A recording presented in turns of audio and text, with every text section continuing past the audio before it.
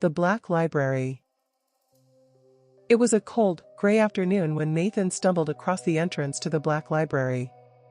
The day had started like any other, with the usual hum of student life at the university. But that was before he found himself in the forgotten corners of the old building, where the halls were long abandoned, their walls covered in a thick layer of dust. He was no stranger to strange places. After all, he had always found the university's eerie history fascinating. But nothing could have prepared him for what awaited behind that door. The entrance had been hidden away beneath the floorboards of an unused storage room. A trapdoor, half hidden in the shadows, creaked as Nathan pulled it open. He hesitated for a moment, unsure if he should venture deeper into the darkness. But something about the place called to him, a quiet, insistent pull that he couldn't ignore. He descended the narrow staircase, his footsteps muffled by the silence. The air down there was stale, thick with the scent of mildew and something else, something older. The space opened up into a cavernous room, its ceiling lost in shadows, the walls lined with towering bookshelves that stretched far beyond what the light could reveal. The books themselves were strange, bound in cracked leather, their spines worn and faded. Nathan's fingers brushed over them, feeling an odd static charge as his hand passed each one. He had never seen anything like it. One book, in particular, caught his attention. It lay on a small pedestal in the center of the room, as if waiting for him. The cover was black, no title, no markings, just smooth, dark leather. He reached for it, and as soon as his fingers touched the surface, a chill ran through him. He pulled the book close, feeling its weight, as if it held the entire universe within its pages. It wasn't long before Nathan realized something was wrong. He opened the book, expecting to find it filled with the usual worn-out text of an old manuscript, but instead, the pages were covered in delicate, handwritten ink, an elegant script he couldn't quite place. The words seemed to shift before his eyes, changing as if the book were alive, adapting itself to his gaze. He began reading, and that's when it happened. He saw himself, his own life, laid out in front of him in those pages. Not just his past, but his future as well. Every detail, every moment, was described in vivid, almost excruciating detail. His choices, the ones he hadn't even made yet, were there, as though the book already knew what he would do, where he would go, who he would become. At first, Nathan laughed it off. A coincidence. A twisted prank. But as the events began to unfold, exactly as the book had predicted, he stopped laughing. His heart began to race. He tried to resist, tried to change his actions, but no matter what he did, the story always caught up with him. The worst part, however, was what came next.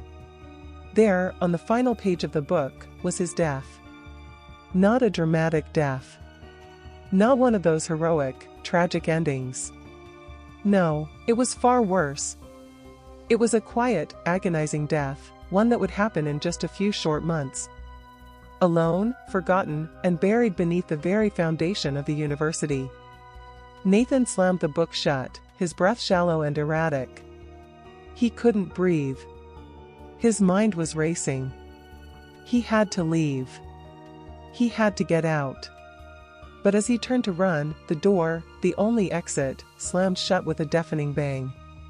He tried the handle, frantic now, but it wouldn't budge. He pounded on the door, screaming, but the room was as silent as a tomb. That was when the whispers began. Low at first, like a breeze through the bookshelves, but soon they grew louder, closer, until it was as if 1,000 voices were speaking at once. All of them calling his name. Nathan stumbled back, eyes wide with terror, his mind on the brink of shattering. He couldn't escape. The room, the books, the very air around him, it was all closing in. And in the midst of that suffocating darkness, he realized the terrible truth. The book hadn't just predicted his future. It had written it. Every word, every sentence, was a trap. The Black Library wasn't a place of knowledge, it was a prison. And he was its newest prisoner. And then, just as suddenly as it had begun, the whispers stopped. The room was silent again, and Nathan was left standing in the center of that oppressive space, holding the book in his hands. His breath was ragged, his hands shaking uncontrollably. He knew he couldn't escape. Not now. Not ever. The Black Library had claimed him.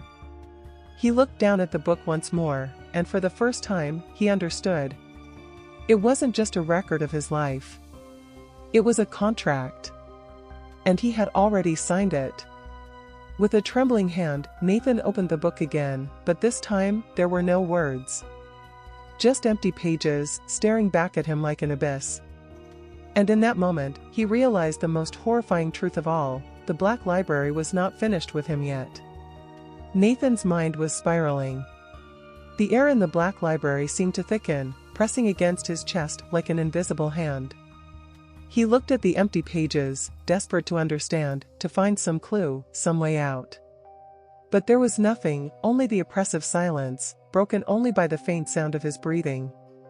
His fingers gripped the book tighter, the leather pressing into his palm like a cold, unforgiving reminder of his fate. He had no idea how much time had passed, minutes, hours, days. The walls of the library offered no answer, no sign of time. It felt as if the place existed outside the boundaries of reality itself, an endless void where nothing changed, where nothing could escape. It was as if the Black Library had become a living thing, breathing with him, feeding off his fear. Nathan's first instinct was to run, to find another exit, to claw his way through the walls if necessary. But every inch of that room, every book, every shadow, seemed to hold him in place, trapping him. There was no escape, not from the library, and certainly not from the book. His mind drifted back to the final page, the one that had shown him his death. It haunted him, gnawing at his every thought. Could he change it? Was there any way to rewrite what had already been written, to defy the inevitable? He couldn't stop the chill creeping down his spine as he thought about it, the quiet death he had seen, the slow, creeping isolation that would swallow him whole. He flipped the book back open, his eyes scanning the empty pages. There had to be something. A clue. A way out. But the longer he stared at the void in the book, the more he felt himself unravel. The whispers had returned. They were faint at first, like a distant murmur, but they grew louder with every passing second, until they filled the room, wrapping around him like a suffocating blanket. Nathan dropped the book, his hands trembling uncontrollably as he staggered back. The whispers were all around him now, their voices clawing at his ears, their words indecipherable, maddening. He couldn't breathe, couldn't think. He wanted to scream, to tear the walls down, but the library, it was in control. He was nothing more than a pawn in its game. The darkness seemed to close in on him, and suddenly, he wasn't alone anymore. Figures appeared in the shadows, just out of sight, their forms barely visible in the dim light. They were watching him, studying him, waiting for something. Nathan felt their eyes on him, heavy and judgmental, and a sickening realization began to seep into his bones. These were the lost souls of the Black Library, the ones who had come before him. The ones who had never left. He reached for the book again, his fingers shaking as they brushed against the leather cover. This time, the pages did not remain blank. Instead, they began to fill with new words, new sentences, things he hadn't seen before. His name appeared on the first line, scrawled in ink so dark it seemed to bleed into the pages. He could feel the weight of each word, as though the book was speaking directly to him, to his very soul. "You cannot escape," the book whispered to him, its voice rising above the others. Nathan recoiled, his breath catching in his throat. The words were in his mind now, echoing, repeating, until they were all he could hear. "You cannot escape." The room seemed to close in even tighter, the shelves looming over him like towering monoliths. The figures in the shadows moved closer, their footsteps slow and deliberate, their presence suffocating. Nathan wanted to scream, but his throat was dry, his voice lost in the chaos of the whispers. In that moment, he realized something truly terrifying: the Black Library was more than a place. It was a force, a thing that could twist the very fabric of reality, bending it to its will. The book was not just a record, it was a doorway, a portal to a fate he couldn't outrun. Nathan's eyes darted around the room, searching for anything that might offer a glimmer of hope. But all he saw were the books. Thousands of them, each one filled with the same ink, the same cursed knowledge. He tried to run again, tried to force his way out, but the door was still locked. The whispers were louder now, drowning out his thoughts, driving him mad with the sheer weight of their presence. He staggered to his feet, his eyes wide with terror as he backed away from the pedestal. It wasn't the book that was the problem, it was the library itself. The knowledge it contained was not meant to be known. It was forbidden. And now, it was consuming him. But then, something changed. The whispers, the voices, they began to grow quieter, distant, as if retreating into the depths of the library. For a moment, there was silence, a thick, oppressive silence that hung in the air like the calm before a storm. Nathan's heart pounded in his chest as he dared to move closer to the pedestal once more, his hands trembling as he reached for the book. This time, the pages didn't just shift.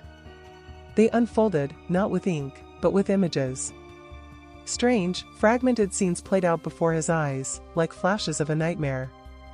There was a figure, one he didn't recognize, standing in a darkened hallway, a hallway that looked eerily familiar. His breath caught in his throat. Was this his future? The figure in the hallway turned, and for the briefest moment, their eyes locked. Nathan's heart stopped. Those eyes, they weren't human. The figure smiled, a cold, knowing smile, and then the scene changed, replaced by something far worse. It was him. The real him.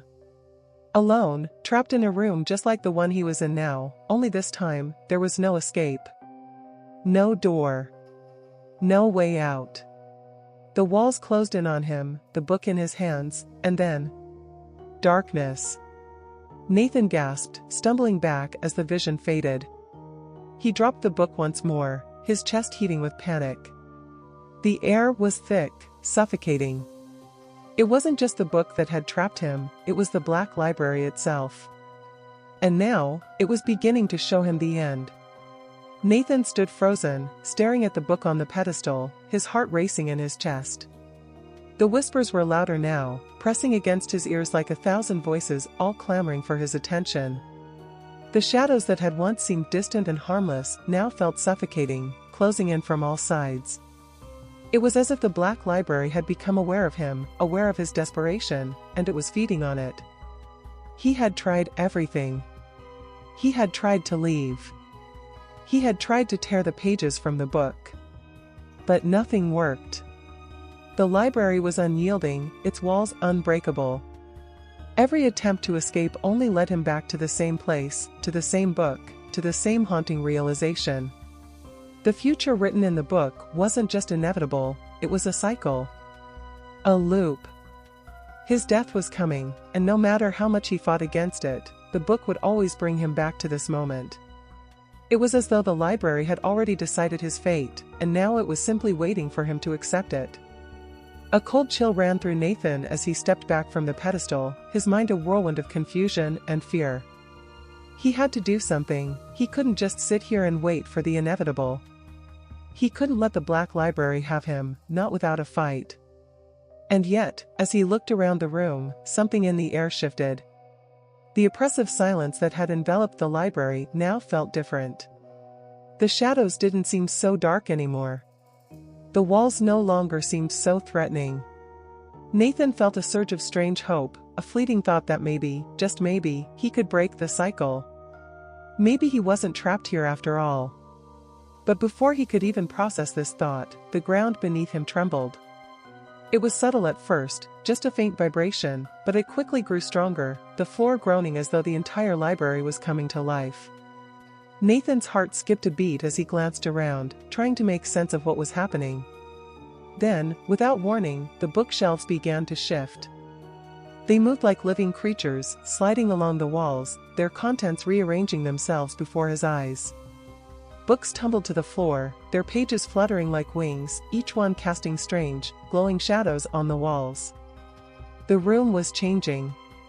The black library was altering itself, adapting to him, to his very thoughts. A voice, one that wasn't his own, echoed through the room. It wasn't a whisper, but a command.